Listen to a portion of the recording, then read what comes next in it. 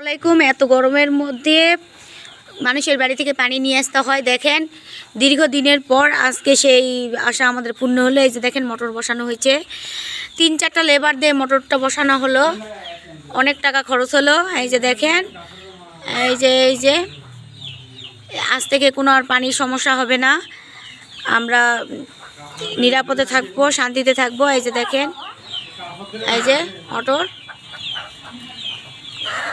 এই যে আমি মনে করি এই গরমে টিউবওয়েলের যে সমস্যা, পানি উঠতেছে না, আপনারাও পারলে কষ্ট করে এইরকম একটা করে মোটর বসাবেন। সেই রকম পানি উঠতেছে, দেখেই শান্তি, গোসল করতেও আরাম। এই গরমে পানি না থাকলে হয়, পানির নাম অপর নাম জীবন।